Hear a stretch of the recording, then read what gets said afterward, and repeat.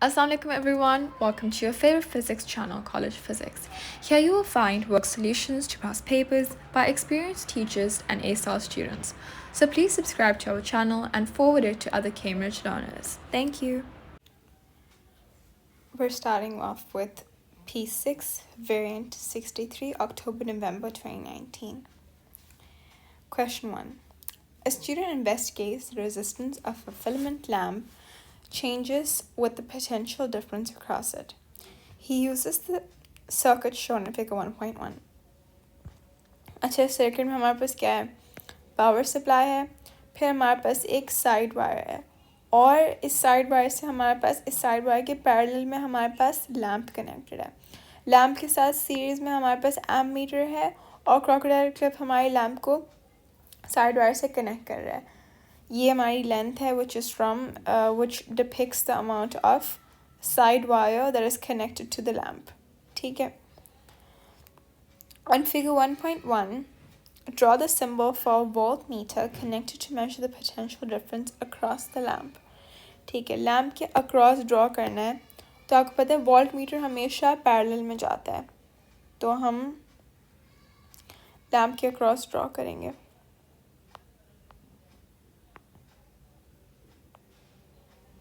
ठीक है, नहीं ये तो लैम्प का सिंबल बना है, ये मेरे पास वोल्ट मीटर आ गया. The student connects a crocodile clip to a length L is equals to 20 centimeters to the side wire. ठीक है, L की value है 20 centimeters. He measures the potential difference V and the current I for the lamp. Read the voltmeter and ammeter reading shown in figure 1.2 for the value of L is equals to 20 centimeters. ठीक है, पहले तो हम voltage check करते हैं. तो आपको नज़र आ रहा है 1, उसके 1 और 0 और 1 के बीच में हमारे पास 10 डायल्स है, मतलब it's for 1 each. It's for 0.1 each. 0.1, 0.2, 0.3, 0.4, 0.5, 0.6, 0.6 volts. ठीक है, यहाँ हम लिख देते हैं 0.6 volts. Do not forget to write the unit. अब करंट का देखते हैं. हमें नज़र आ रहा है कि 0, फिर ये ऑब्वियसली 1 है और ये 0.2 है, 0.1. तो 0.1 और 0.0 मैं लिख देती हूँ यहाँ पे 0.1. 0.1 और 0.2 के बीच में हमारे पास 4 डिफरेंट डायल्स हैं. तो 0.12, 0.14, 0.16, 0.18, 0.2, 0.14. ठीक है, तो हम लिखेंगे यहाँ पर 0.14 amperes. ठीक है. Okay, calculate and record in table 1.1 the resistance of the lamp at L is equals to 20 centimeters. Use your readings from B1 and the equation R is equals to V upon 1. R is equals to V upon I. V हमने क्या ढूंढा था? V हमारा आया था 0.6 volts and I हमारा आया था 0.14 एम्पियर. ठीक है, तो हम रेजिस्टेंस के साथ निकालेंगे 0.6 डिवाइडेड बाय 0.14. तो आंसर यहाँ पर आएगा 4.3 ohms. ठीक है. The student connects the crocodile clips to the other length. Okay, it uses other lengths of the side wire. He measures the potential difference in the current I for the lamp and calculates the resistance each time. His results are shown in table 1.1. Plot a graph of ठीक है, जो resistance है ohms में वो हमें करना है Y axis में, और जो लेंथ है सेंटीमीटर्स वो हमें करना है एक्स एक्सिस में. Let me just write. Y axis में हमें करना है रेजिस्टेंस और इसका ऐसा यूनिट है ओम्स, और एक्स एक्सिस में हमें करना है लेंथ, इसका यूनिट है सेंटीमीटर. ठीक है, तो हम पहले वैल्यूज़ देख लेते हैं. रेजिस्टेंस हमारे पास है. ठीक है, रेजिस्टेंस. अब इसमें ये नहीं लिखा हुआ that you do not need to start off your graph at 0, नहीं लिखा हुआ. मतलब कि हमें डेफिनेटली 0 पे एक्सेस शुरू करना पड़ेगा, ग्राफ शुरू करना ही करना पड़ेगा, क्योंकि यहाँ पर कहीं भी नहीं लिखा हुआ कि you can not do this. वरना लिखा होता है, अगर आप हमारे पास में देखें, अगर तो लिखा होता है that you do not need to begin your graph at 0. ठीक है, मतलब दोनों का शुरू 0 0 से ही हो रहा है, ठीक है। तो 0 0। अब लेंथ हमारी जा रही है 100 तक और आर हमारा जा रहा है मैक्सिमम 13 तक, ठीक है। तो रेजिस्टेंस है 100 तक और आर है 13। तो हम कर सकते हैं, रेजिस्टेंस है 100 तक ना, तो हम करेंगे 20 40 60 80 100 पूरा आ गया। और लेंथ हमारे पास थी 13 तक, तो हम करें, अगर 0 है 2 4 6 8, nope, not working out. If we do 3 6 9 12 15, this works. We can also do 4 8 12 16, लेकिन फिर इसमें थोड़ा मतलब 13 पे स्टॉप कर रहा है तो यहाँ स्टॉप करेगा, तो ये इस तरह हमारा ग्राफ कवर होगा। तो आई वुड प्रेफर कि ये 3 6 9 12 वाला आप यूज़ कर लें, ठीक है। Now I am just gonna fill the graph out. So this is the graph drawn. Let me mention a few things. पहले तो जैसे मैंने तो यहाँ पर रेड डॉट्स बनाए हुए ना, लेकिन आपने क्या करना है, फॉर एग्जांपल ये आपका पॉइंट है जो आपका लाइन अप कर रहा है, तो या तो आप क्रॉस बनाए या तो फिर आप एक डॉट बना के बीच में सर्कल कर दें। अब I would prefer the cross, ठीक है। अब मैं आपको बताती हूँ कि बहुत इम्पॉर्टेंट है कि आप अपना ब्लॉक बिल्कुल एक्यूरेटली बनाएं। अगर फॉर एग्ज़ाम्पल आपका डॉट यहाँ पर बनना चाहिए था और आपने इस तरह बना दिया तो आपका मार्क कटेगा, क्योंकि फॉर एग्ज़ाम्पल अगर आपका डॉट यहाँ बनना था तो आपकी बाउंड्री पता है कितनी है, ये आपकी बाउंड्री है। इसके अंदर आपने अपना ये यूँ इस तरह स्पॉट बनाना है या इसके अंदर आपने एक्स बनाना है, जो भी आपकी मर्ज़ी है, ठीक है। नहीं सॉरी, एक्स तो पूरा बन सकता है, मैं डॉट की बात कर रही हूँ, क्योंकि लिखा हुआ है बहुत क्लियरली कि हाफ जो होता है ना, हाफ जो स्मॉल ग्रिड होती है, प्लॉट होता है, हाफ स्मॉल स्क्वायर है, उसका प्रिसिशन होना चाहिए आपके उसमें। तो अगर ये डॉट ये जो मेरा समझिए ये डॉट है, अगर मैं इधर बनाती ना तो मुझे स्कोर नहीं मिलता, अगर मैं इसको इधर बनाती मुझे स्कोर नहीं मिलता। बहुत एक्यूरेट होना चाहिए आपकी लाइन, थिन होनी चाहिए, थिन होना बहुत इंपॉर्टेंट है, और वेल जज्ड होनी चाहिए। अब देखिए मैंने लाइन बनाई है लेकिन कोई पॉइंट्स कनेक्ट नहीं हो रहे इसमें, हाँ, लेकिन वो एग्जैक्ट सारे डॉट्स के सेंटर में से जा रही है। अगर फॉर एग्जांपल मैं यू लाइन बनाती जो टच हो रही होती, तो वो तो सिर्फ इसको और इसको टच करी है, अब इन तीन से इतनी दूर चले गई, दैट्स नॉट करेक्ट। तो हमें ऐसी लाइन ड्रॉ करनी है जो बिल्कुल सेंटर में से जा रही है। आपको ये जजमेंट होनी चाहिए आपकी। जब आप सारे पासवर्ड्स देखेंगे, आप दिखेगा आपको किस तरह ड्रॉ आ रही है, तो आपको अपने आप से आइडिया हो जाएगा कि ये इस तरह क्यों ड्रॉ हो रही है, ठीक है। सही, okay. The student notices that the lamp is very dim when L is equals to 20 centimeters, but becomes very bright when L is equals to 30 centimeters. अब ये किसकी बात हो रही है, जो हमारे पास रेजिस्टेंस वायर लगा हुआ है, ठीक है, उसकी बात हो रही है।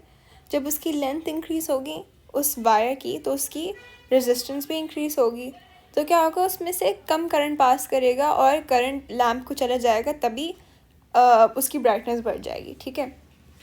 State what the shape of the graph tells you about how the resistance of the lamp changes with the temperature of the filament. अब हम देखते हैं कि हमें नज़र आ रहा है कि टाइम के साथ साथ, ठीक है, रेजिस्टेंस हमारी इंक्रीज़ कर रही है। ये हमें ग्राफ में नज़र आ रहा है, टाइम के साथ साथ रेजिस्टेंस इंक्रीज़ करी है। वो क्यों इंक्रीज़ करी है कि जैसे टाइम बढ़ता है तो उसमें हमारे जो चाहे लैम्प हो चाहे वायर हो जो भी हो, उसका क्या होता है, उसका टेम्परेचर बढ़ता है। सॉरी, मैंने टाइम और टेम्परेचर, जितना टाइम बढ़ता है उतना उसका टेम्परेचर बढ़ता है।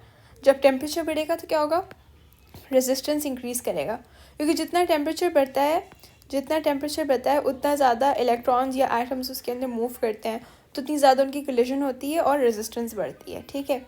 तो हम यही लिखेंगे, सॉरी मैंने लिखा हुआ पहले से, रेजिस्टेंस बल्कि नहीं, ये गलती बैक हो गई, खैर, resistance increases as temperature increases, ठीक है, ये हमने लिख दिया, मैंने आपको एक्सप्लेन कर दिया। अब इसी जस्टिफिकेशन ये होगी कि ऑब्वियसली लेंथ के साथ साथ, ठीक मैं लिख करती हूँ, उप्स, अच्छा हम लिखेंगे along side increase in length increase करती है तो क्या होता है, temperature sorry along side increase in length temperature first, पहले तो लेंथ इंक्रीज होगी तो रेजिस्टेंस इंक्रीज होगा, जिसकी वजह से ऑब्वियसली टेम्परेचर, दो हमारे पास दो रिलेशनशिप्स हैं, ठीक है, दो रिलेशनशिप्स हैं, एक कि टेम्परेचर इंक्रीज होता है तो उसकी वजह से रेजिस्टेंस इंक्रीज होती है, एक रेजिस्टेंस इंक्रीज होती है तो उसकी वजह से टेम्परेचर इंक्रीज होता है, ठीक है। अब जिस तरीके से लिखें डजेंट मैटर, बट अगर क्योंकि यहाँ पर लेंथ की बात हो रही है कि लेंथ इंक्रीज हो रही है, लेंथ इंक्रीज हो रही है तो उससे रेजिस्टेंस इंक्रीज होगी, क्योंकि हमें पता है रेजिस्टेंस का formula R is equals to resistivity length upon area. Length increase होगी तो इंक्रीज इन रेजिस्टेंस, जिसकी वजह से इंक्रीज इन टेम्परेचर, फिर टेम्परेचर इंक्रीज होगा तो उससे इन रिटर्न वापस से हमारे पास रेजिस्टेंस इंक्रीज होगी। बेसिकली रेजिस्टेंस इंक्रीज होती जा रही है और टेम्परेचर भी इंक्रीज होता जा रहा है, ठीक है। In this type of experiment, it's impossible to change the current in the lamp by using a variable resistor instead of a slide wire. हाँ, ये भी यूज़ कर सकते हैं, क्यों नहीं कर सकते, क्योंकि बात तो रेजिस्टेंस कम नीचे करने की है, उस स्लाइड वायर का हम लेंथ कम नीचे कर रहे होते हैं तो उसकी रेजिस्टेंस हम कम नीचे कर रहे होते हैं, उसका पॉइंट ये है। Complete the circuit to show a variable resistor used for this purpose. ठीक है, यहाँ पर हम क्या करेंगे कि वेरिएबल रेजिस्टर को करेंगे और सीरीज़ में करेंगे कनेक्ट, क्योंकि रेजिस्टर सीरीज़ में कनेक्ट होता है। तो ये इसको तो बस हम यूँ कर लेते हैं, ठीक है, कनेक्ट, सही। एंड हमें वेरिएबल रेजिस्टर ड्रॉ करना है, सही। ये वेरिएबल रेजिस्टर हम ड्रॉ कर लेते हैं, क्यों हो रहा है मेरी ड्राइंग खराब हो रही है आज, सही। वेरिएबल रेजिस्टर का इस तरह होता है, और क्या होता है इसके अंदर, जैसे एन एरो, ठीक है। ये हमारे पास वेरिएबल रेजिस्टर आ गया in series. Okay, question number 2, यहाँ पर हमारे पास आ गया है लेंसेज, सही। Some students determine the focal length of a converging lens by using 2 different methods. तो पहले तो हम देखते हैं कि हमें क्या apparatus provided है। We have an illuminated हमारे पास एक illuminated object है, मतलब बेसिकली लैम्प है। लैम्प के सामने ये स्क्रीन में ट्राइंगल का कटआउट होगा, तो बेसिकली ऑब्जेक्ट एक ट्राइंगल की इमेज है, जो भी, ठीक है। फिर we have a lens which is in line with the object. The distance between the object and the lens is u. The distance between the lens and the screen where the image is going to appear, यहाँ पर image appear होगी जो triangle की image है basically. The distance between the lens and the screen is v. और screen obviously bench को use के खड़ी हुई है. A student uses the distance u between the illuminated triangle and the lens. She moves the screen until a sharp image of the triangle is seen on the screen. तो इसमें क्या हो रहा है, वो स्क्रीन को मूव कर रही है, लेंस को नहीं मूव कर रही। तो स्क्रीन या तो फिर इस तरफ मूव होगी या इस तरफ। अगर स्क्रीन लेफ़्ट के टुवर्ड्स मूव करेगी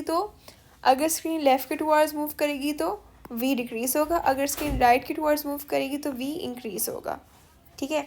On figure 2.1 measure the distance u between the illuminated object and the lens.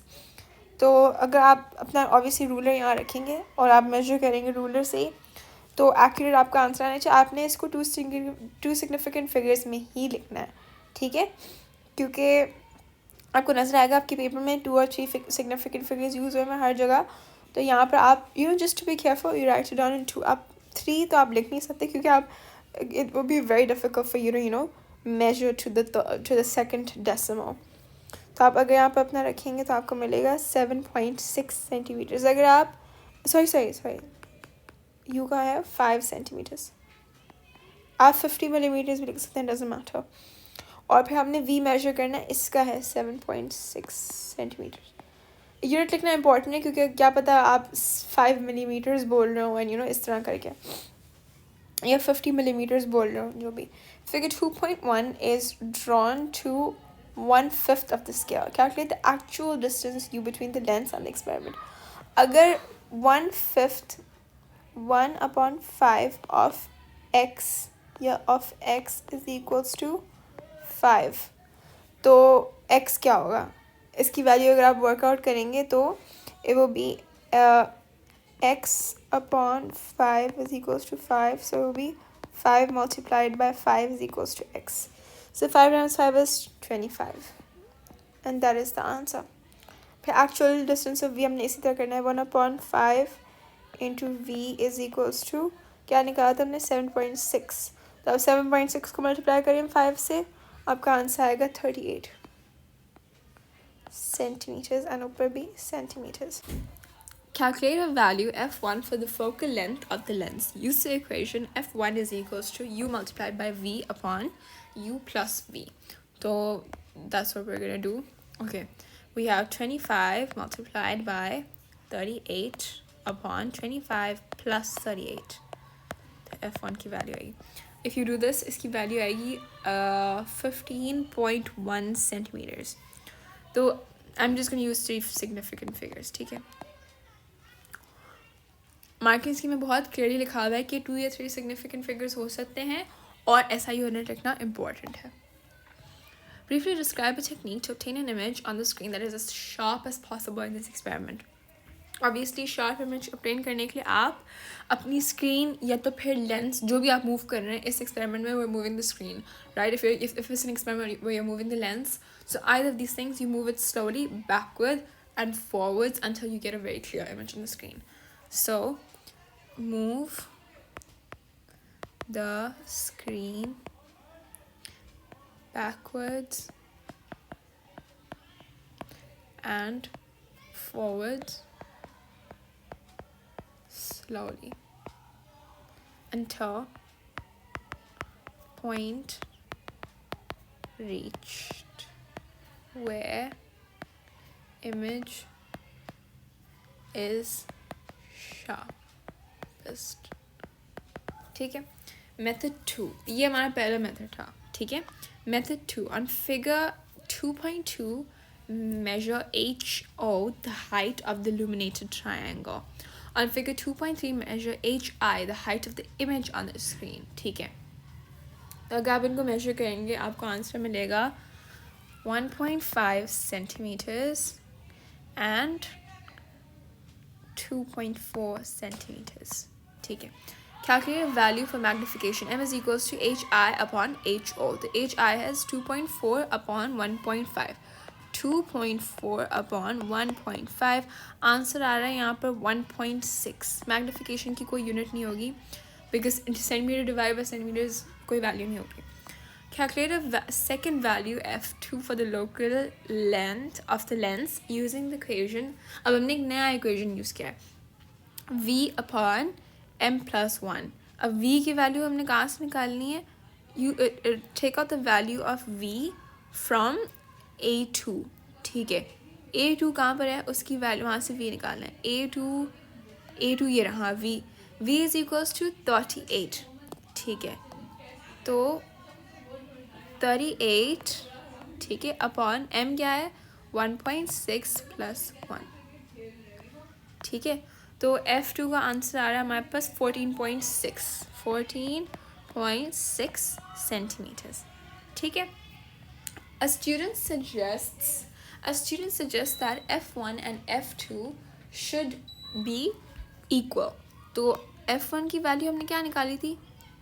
f2 तो हमारे पास है 14.6. f1 की वैल्यू है 15.1. काफ़ी सिमिलर है. स्टूडेंट ने सजेस्ट किया कि उनको इक्वल होना चाहिए. State whether the results support this suggestion. Justify your statement with reference to the results. तो स्टेटमेंट हम क्या करेंगे? आप दोनों में से कुछ भी लिख सकते हैं. ठीक है. अगर आप ये भी लिखें कि आई एग्री बिकॉज उनके बीच में बहुत कम डिस्टेंस है तो ये भी एक्सेप्टेड है. अगर आप ये लिखें कि I disagree because there is a high amount of difference in between the two values than expected due to errors. ठीक है. तो दोनों में से आप कुछ भी लिख सकते हैं, आपकी मर्ज़ी है. But I am just gonna choose कि आई एग्री. ठीक है. तो हम स्टेटमेंट लिखेंगे both values are very both values similar / equal. ठीक है. हम लिखेंगे कि values अब because I'm agreeing so I would say values within limits of experimental accuracy. अगर आपको ऐसा लग रहा है कि आपको नो लिखना है तो आप अगर नो भी लिखते हैं तो आप लिखते हैं values are not within the limits of experimental accuracy. ठीक है, ये आपका आंसर होता। अब मार्किंग स्कीम में क्लियर लिखा हुआ है स्टेटमेंट मैचिंग रिजल्ट्स। अब आपके रिजल्ट्स जो भी आए, ठीक है, आपके रिजल्ट्स में समझो अगर आपने F2, मैं आपको बताती हूँ, अगर आपने F2 कुछ और लिखा हुआ, अगर आपका F1 और F2 ये नहीं आया, ठीक है, अब देखिए हमारा इसमें F1 F2 काफ़ी सिमिलर है, 15.1 और 14.6 काफ़ी सिमिलर है, तो तभी मैंने दोनों की वैल्यू में लिख दिया है both are similar equal. But समझे आपने F1 की कैलकुलेशन या F2 की कैलकुलेशन गलत की होती या कोई और की होती जो भी, तो उसके अकॉर्डिंगली अगर आपका मैच नहीं हो रहा होता तो यहाँ पर भी आपका मार्क नहीं काटा जाता, क्योंकि अगर आपकी F1 F2 गलत आए तो इधर से भी मार्क ले लिया जाए आपका जो F1 F2 पे बेस्ड है, दैट्स नॉट राइट ना। तो यहाँ पर ECF के आपको मार्क्स मिलेंगे। ठीक है, state one precaution that can be taken to ensure that the measurements in the experiment are as reliable as possible. अब measurements क्या क्या हमने की है, हमने V की measurement की है, हमने U की measurement की है, हमने image की measurement की है, हमने object की measurement, जितनी भी सारी measurement है उसमें बस ruler use हो रहा है ना basically। तो हम बहुत सारी चीज़ें कर सकते हैं कि हम क्या कर सकते हैं, हम रूलर को सबसे, ये तो हर जगह यूज़ होता है ये वाला, तो आप याद रख लें,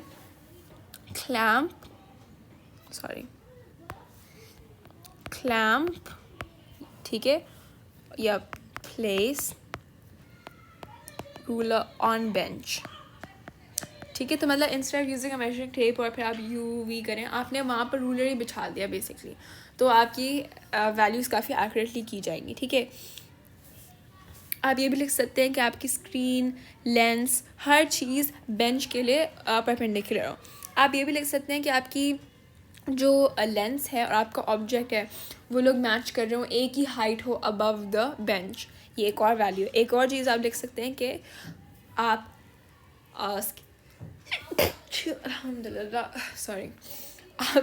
आप स्केल को परपेंडिकुलरली व्यू करें, वो भी इम्पोर्टेंट होता है। अगर समझे आपका स्केल यूँ है और आप ऊपर से व्यू कर रहे हैं तो आपकी वैल्यू थोड़ी डिफरेंट आ सकती है।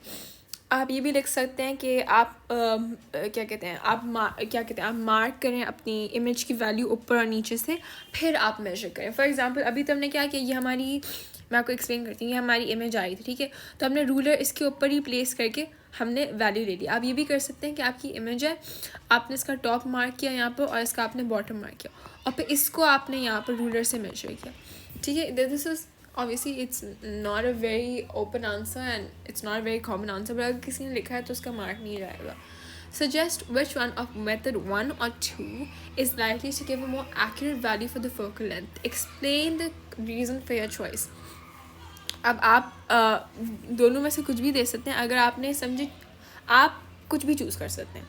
ठीक है, तो मैं आपको एग्जांपल देती हूँ। अगर समझे आपने चूज़ किया है मेथड 1, तो आप लिख सकते हैं कि इसका मेथड इसलिए ताकि क्योंकि मेथड 2 में हमने इमेज और ऑब्जेक्ट की हाइट मेजर की है, तो आप मेथड 1 चूज़ कर सकते हैं। मैं आपको तीनों लिख के देती हूँ। ठीक है, सजेशन, अगर आपने चूज़ किया है आपने चूज़ किया है मेथड 1, इसका आपका रीज़न हो सकता है, पहला तो डिफ़िकल्ट, ठीक है, to measure height of object या तो फिर इमेज। ठीक है, इन मेथड 2 या तो फिर आप ये भी लिख सकते हैं कि स्मॉलर, ठीक है, स्मॉलर लेंस, ये एक ही मतलब है, बस आपने इसको वर्ड डिफरेंट किया है, smaller lens to measure in method 2। ये अगर आपने मेथड 1 चूज़ किया हो कि बेहतर है। अगर आपने चूज़ किया हो कि आपने मेथड 2 आपको बेहतर लगा, ठीक है, तो इसका आप क्या रीज़न दे सकते हैं? आप रीज़न ये दे सकते हैं कि क्योंकि वहाँ पर लेंस को लेके कैलकुलेशन हो रही है।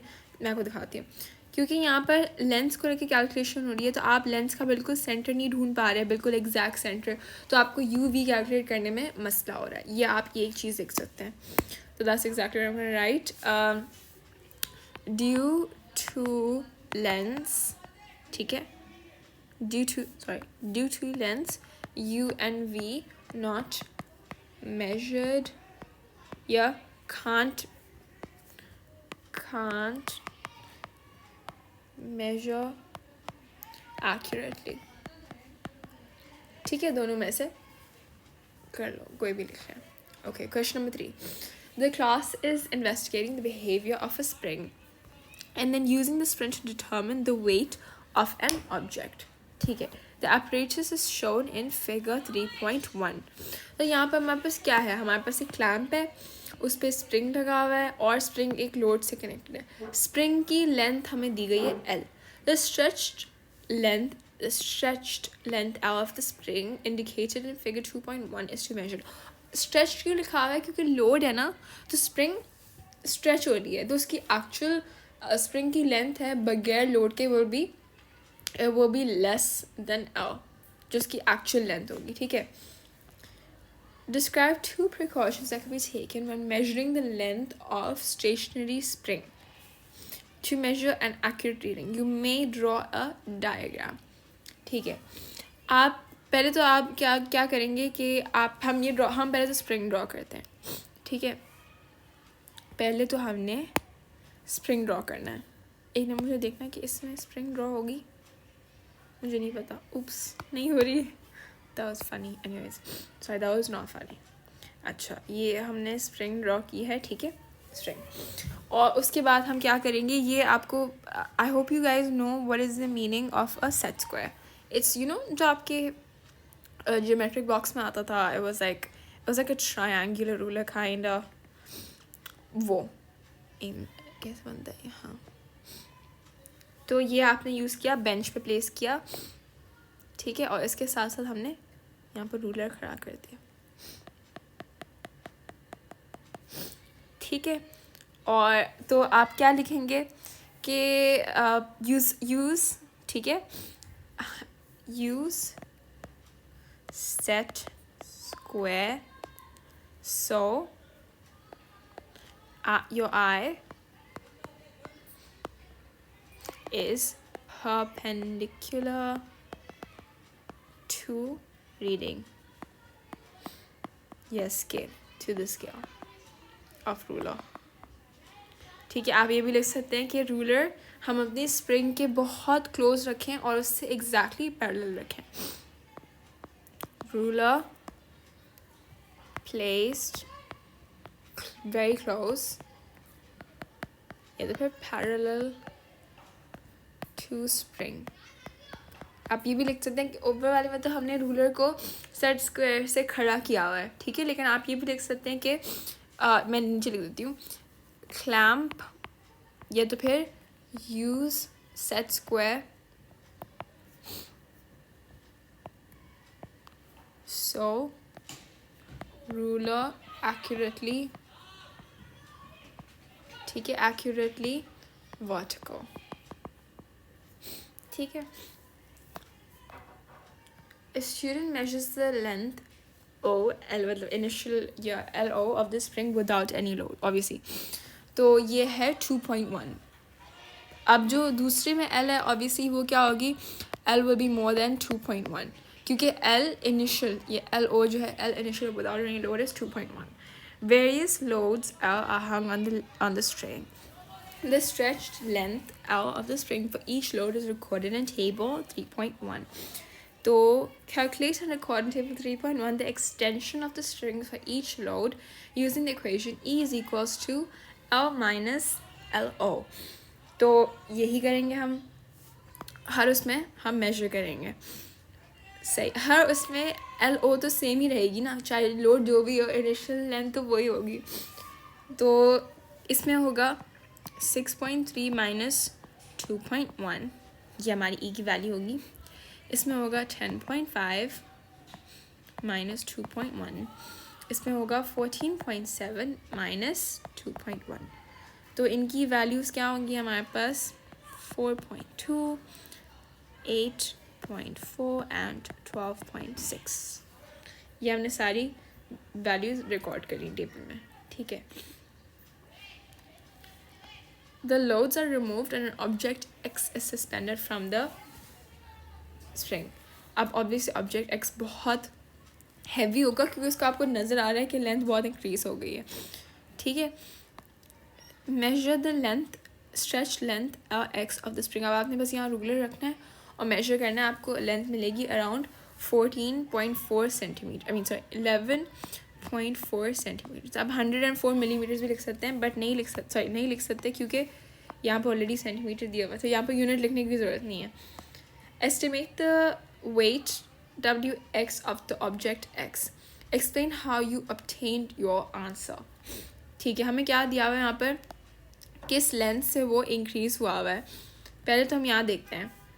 जब हमारे पास, ठीक है, यहाँ पर 2 न्यूटन का लोड था तो हमारी लेंथ कितनी बढ़ गई थी, 10.5. जब 3 न्यूटन का लोड था हमारी लेंथ बढ़ गई थी 14.7. ये लिख देते, 10.5 and 14.7. 10.5 and 14.7. तो अब हमारी लेंथ क्या बन रही है, हमारी लेंथ बन रही है 11.4. 11.4 यहाँ आ रहा है. तो अराउंड मतलब आई थिंक 2.1 न्यूटन, 2.3 न्यूटन, आप जो भी बोल दें, 2.2 न्यूटन बोल दें. ठीक है, हमारे मार्किंग स्कीम में रेंज दी हुई है 2 न्यूटन से ज़्यादा और 2.5 से कम. सो मैंने आपको बोला था 2.1 2.2 लिख लें, तो आप आई थिंक 2.25 सबसे बेस्ट है, क्योंकि मार्किंग रेंज में है more than 2 and less than 2.5. तो मैंने 2.25 लिखा है, which is exactly in the centre. Explain how you got your answer. तो मैंने आपको यहाँ पर रेशियो दिखाया हुआ है. आप कोई भी लॉजिक लिख दें, कुछ भी लिख दें, डजंट मेक अ डिफरेंस. ठीक है, जैसे मैंने यहाँ पर ये वर्किंग शो की हुई, अगर आप ये भी दिखा दें आपको आंसर मार्क मिल जाएगा. 2 मार्क का तो है, 1 मार्क का आंसर है हमारा. whatever ratio use, whatever logic use, as long as you're getting the same answer out. ठीक है, मैंने obviously कोई ratio नहीं यूज़ किया था, बस pure logic यूज़ किया था. बट अगर आप ratio भी यूज़ करना चाहें, it doesn't make a difference. मैं आपको ratio दिखा देती हूँ. 2 Newton is equals to 10.5. ठीक है, और अगर आप x न्यूटन कर लें तो हो जाएगा 11.4. तो 2 multiplied by 11.4 divided by 10.5 आपको x का आंसर मिल जाएगा. फिर आप x ये लिख लीजिएगा. ठीक है. D. A student measures the weight of a different load using a similar method. He gives the weight at 4.532 Newton. ठीक है. Explain why this is not a suitable number of significant figures for this experiment. इसका क्या मतलब होगा, क्योंकि हमारे जो पीछे डेटा है, ठीक है, या आप जब भी डेटा देते हो वो आप ठीक है, वन डेसिमल प्लेस या 2 और 3 सिग्निफिकेंट फिगर में ही देते हो. ठीक है, ये इंपॉर्टेंट नहीं, ताकि आपकी कैलकुलेशंस आसान हो. वरना अगर इस तरह समझें, यहाँ पर हमारे पास हर जगह 4-5 सिग्निफिकेंट फिगर, 5 सिग्निफिकेंट, 5 तो बहुत मुश्किल होता है. हमारा कैलकुलेटर भी यूज़ कर रहे होते तब भी मुश्किल होता. और फिर जब हमारे पास टेबल में वैल्यूज़ आती हैं, उसका ग्राफ बनता है, तो इमेजिन करें ग्राफ फॉर्मेशन में कितना इशू होगा अगर हम ज़्यादा यूज़ कर रहे हैं. ठीक है, तो हम लिखेंगे data only given in 1 decimal place, या तो फिर 2 or 3 significant figures. Easier to use the results, या तो फिर plot graph, etc. जो भी है. ठीक है, easier होता है.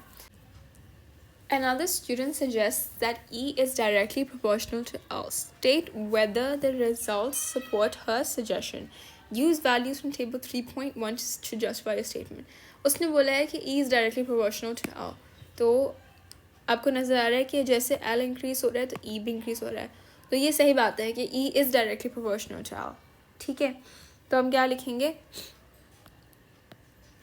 हम लिखेंगे स्टेटमेंट में, हम लिखेंगे अग्री, या तो फिर आप लिखेंगे, इसको जस्टिफाई करेंगे, E is directly proportional to L.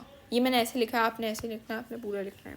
ठीक है, तो और इसका रीज़न हम क्या देखेंगे, हम लिखेंगे कि both increase. ठीक है, हम ये लिख सकते हैं, या तो हम लिख सकते हैं कि आपको पता है कि कोई चीज़ अगर डायरेक्टली प्रोपोर्शनल दोनों एक साथ इंक्रीज़ कर रहे होते हैं तो उनका डिवीजन प्रोडक्ट हमेशा इक्वल होता है. या तो फिर मैं दिखाती हूँ, L is directly proportional to E, तो होगा L is equals to constant E. ये तो आपको पता होगा. Therefore L upon E is equals to constant. तो आप लिखेंगे यहाँ पर L upon E is constant, ठीक है। या तो फिर आप ये भी लिख दें कि E doubles या triples when L doubles या triples, जो भी, ठीक है। The student wishes to plot a graph of L against E. ये भी कर सकते हैं. To test if the two quantities are directly proportional. State how her graph line could show that E is directly proportional to L. तो आपको पता है कि इस तरह की लाइन होती है हमारी ग्राफ की, ठीक है, अगर डायरेक्टली प्रोपोर्शनल होता है तो हम लिखेंगे the line will be straight and will be through the origin. origin क्या होता है? ये 0 0, ये ज़रूरी नहीं 0 0, बट origin होता है. तो जब भी डायरेक्टली प्रोपोर्शनल होता है तो origin के थ्रू जा रहा होता है. सही.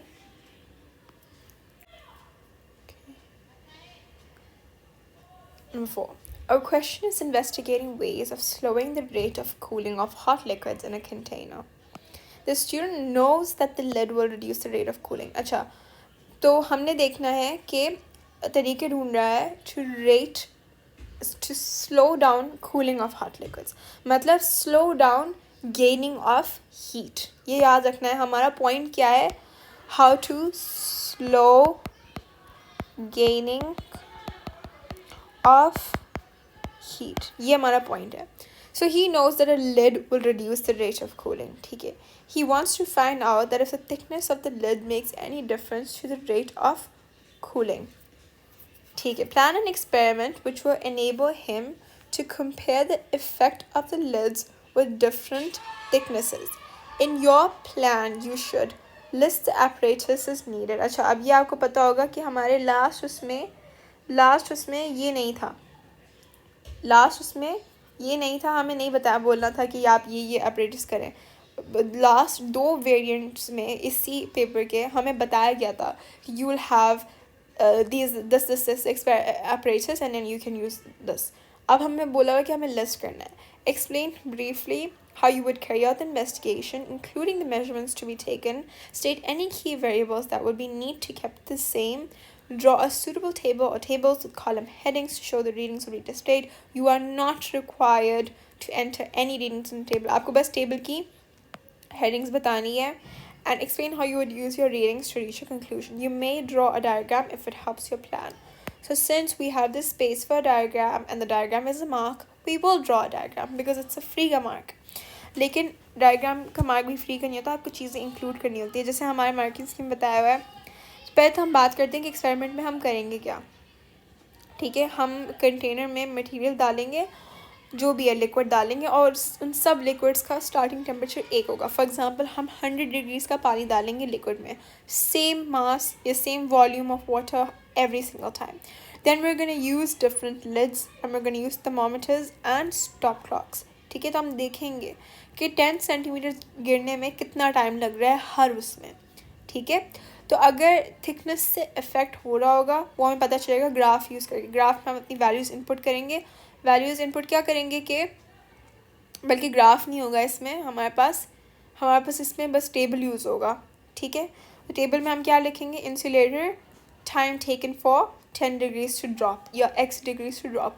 फिर हम देखेंगे कि जितना थिक होता जा रहा है, या तो हम ऐसे भी बोल सकते हैं कि थिकनेस ऑफ लिड, हम टेबल बना सकते हैं. थिकनेस ऑफ लिड मिलीमीटर्स में हो या सेंटीमीटर्स में हो, जो मिलीमीटर्स में होगी ऑब्वियसली. फिर उसका हम ग्राफ एक्चुअली बना सकते हैं, क्योंकि हमने ये नहीं लिखा हुआ what is the thickness of lids, thickest ऐसे नहीं लिखा हुआ, हमने मिलीमीटर्स में दिया हुआ है. तो वो ग्राफ में इनपुट हो सकता है. तो हम देखेंगे कि 1 millimetre thickness of lid, 2 millimetre thickness of lid, इस तरह करके. और फिर हम दूसरे एक्स एक्सिस पे, ये एक्स एक्सिस पे होगा लिड्स की थिकनेस, बिकॉज ये हम कंट्रोल कर सकते हैं ना. फिर वाई एक्सिस पे क्या होगा? Time taken for 10 degrees to drop. ठीक है, इस तरह. फिर हम देखेंगे डायरेक्टली प्रोपोर्शनल का ग्राफ बन रहा है, इनडायरेक्टली प्रोपोर्शनल का. तो दोनों में से आप कुछ भी कर सकते हैं. ठीक है, तो I am gonna go for the second one because it's technical. ठीक है, दूसरा बात आप ऐसे ही लिख सकते हैं. तो क्या क्या मेंशन है हमारे मार्किंग स्कीम में जो आपको ड्रॉ करना है? आपको बीकर ड्रॉ करना है, आपको लिड ड्रॉ करनी है, आपको थर्मामीटर और स्टॉप क्लॉक भी ड्रॉ करनी है, तो उसका अल्टरनेटिव आप कोई भी क्लॉक यूज़ कर सकते हैं, कुछ भी। ये 4 चीज़ें ड्रॉ करनी वरना आपको मार्क नहीं मिलेगा। तो पहले तो लेट्स ड्रॉ द बीकर, ठीक है। ये हमारा बीकर है, इसमें हमारा पानी है जो भी, ठीक है, या जो भी लिक्विड है। फिर हमने क्या ड्रॉ करना है, हमने इसमें लिड ड्रॉ करनी है। Let me just, this is a lid for your information, जो भी, it doesn't matter. And then we, यहाँ पे हम दिखाएंगे कि डिफरेंट थिकनेसेस ऑफ लिड दिखाएंगे। ऐसे ही आपने बनाना है। अब ऑब्वियसली क्योंकि ये तो समझ नहीं आएगा किसी को, सिर्फ ये देख के आपको लेबल करना पड़ेगा। तो हम लिखेंगे डिफरेंट थिकनेसेस ऑफ लिड्स, ठीक है। यहाँ पर हम एक होल दिखा देंगे जिसमें थर्मोमीटर भी अंदर जा रहा है, ठीक है। ये थर्मोमीटर हमारा लग तो नहीं रहा बट है थर्मोमीटर, ठीक है। हमने थर्मोमीटर दिखा दिया, हमने दिखा दिया बीकर, ये तो फिर container whatever with hot liquid या वाटर, जो भी, ठीक है, हॉट लिक्विड या वाटर। एंड और क्या दिखाना है हमने, हॉट लिक्विड या वाटर, और हाँ स्टॉप क्लॉक, स्टॉप क्लॉक ये रहा, स्टार्ट स्टॉप जो भी, ठीक है। ये हमने स्टॉप क्लॉक बना ली, ये हमारे पास स्टॉप क्लॉक आ गई। हम लिख देते हैं स्टॉप क्लॉक, सही। अब हम बताएंगे पहले तो हमें क्या क्या apparatus चाहिए, लिस्ट देम, ठीक है। और तो हमने ड्राइंग में बना दिए लेकिन हमें लिस्ट भी करना है। apparatus needed, apparatus needed, हम लिखेंगे बीकर, ठीक है, lids, thermometer and stop clock. क्या चाहिए, बस यही है ना, और तो कुछ चाहिए नहीं। हाँ मेथड, अब मेथड लिखेंगे हम। पहले तो हमने apparatus मेंशन कर दिया, अब हम लिखेंगे मेथड। मेथड में हम क्या लिखेंगे, फर्स्ट चले pour hot water, ठीक है, लिख देंगे 100 डिग्रीज, या तो फिर जो भी आपको लिखना है, ठीक है, इनटू कंटेनर। फिर लिखेंगे measure time for hot water to cool specific degrees, to cool to a specific temperature। आप ज़रूरत नहीं है आप ये लिखें, आप ये भी लिख सकते हैं कि बस हम देखेंगे कि टेम्परेचर ड्रॉप, हम देखेंगे कि टेम्परेचर कितने पीरियड ऑफ टाइम में ड्रॉप हो रहा है। ये मैंने बहुत यहाँ पर मार्किंग स्कीम में बस लिखा हुआ है measure temperature of hot water over a period of time, ये आप लिख सकते हैं। लेकिन मैं आपको बता रही हूँ डिटेल में कि हम क्या मेजर कर रहे हैं, ठीक है। अगर आपको ग्राफ बनाना है तो आपको ये करना है, ठीक है। measure time for hot water to cool to a specific temperature। अब ऑब्वियसली हम इनिशियली ही सेम टेम्परेचर यूज़ कर रहे हैं सबका, तो हम देखेंगे सब एक स्पेसिफिक टेम्परेचर तक ड्रॉप करें और कितना टाइम लग रहा है, ठीक है। तो हम लिखेंगे repeat for at least 3 different lid thicknesses, ठीक है। एटलीस्ट 3 डिफरेंट लिड की थिकनेसेस को हम मेजर करेंगे। ये आपको बताना होता है कि एटलीस्ट 3, ये इम्पॉर्टेंट है, हर पेपर में ये इम्पॉर्टेंट है। और हम ये भी लिखेंगे initial temperature of water in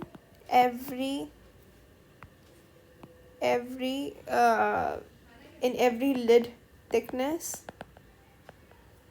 to be kept constant। और क्या constant होगा, हाँ, time नहीं टाइम नहीं sorry temperature drop for every lid thickness to be kept constant. क्या हम देख रहे हैं हर लिड थिकनेस में 10 डिग्री कब गिर रहे हैं, ठीक है. 100 डिग्री से 90 डिग्री में गिरने में कितना टाइम लग रहा है. आप भी बोल सकते हैं कि room temperature to be kept as constant as possible. ठीक है सही. अब हमने क्या लिखना है कि हाँ मैंने लिखा है initial starting temperature water, same volume of water भी लिख सकते हैं, सेम मटेरियल या थिकनेस ऑफ बीकर भी लिख सकते हैं, सेम मटेरियल फॉर लिड, ठीक है. Same time for measuring temperature, ये भी मैंने लिखा हुआ है. सेम रूम टेम्परेचर, ठीक है. यहाँ पर हमें कुछ 8 चीज़ें बताई हुई हैं, 6-7 मैंने आपको 3 लिख के दे दी हैं, ठीक है. अब हमें क्या करना है, टेबल ड्रॉ करना है. टेबल में क्या होगा, हम लिखते हैं for example thickness of lids in millimeter versus time for temperature drop degree Celsius में, ठीक है. ये हमारे पास टेबल आ गया, कोई वैल्यूज लिखने की ज़रूरत नहीं है, ठीक है. तो उसके बाद एनालिसिस हम किस तरह करेंगे. अगर आपने यहाँ पर लिखा होता डिफरेंट लिड थिकनेसेस और मिलीमीटर में नहीं होता, बस लिखा होता hot not hot sorry thickness जो भी, तो उसमें आप लिखते कि compare my iPad's about to die but it's fine, compare thicknesses with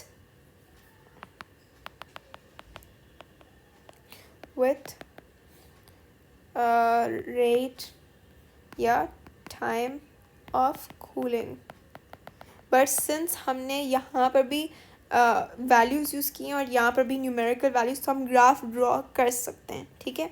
तो अब हम लेकिन ग्राफ का हम जब भी स्टेट करते हैं हमें बताना होता है कि कौन सी एक्सेस हैं, और हम बताएंगे कि उससे हम एनालिसिस कर सकते हैं.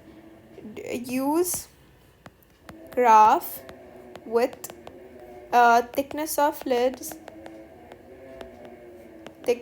lids on x-axis and time for temperature drop on y-axis and figure out relationship between what lid thickness and cooling rate, ठीक है. short form. I hope you guys understood everything. अगर आपको कुछ समझ नहीं आया please mention it in the comments and I will try my best to get back to you and I will see you guys in the next video. Allah Hafiz.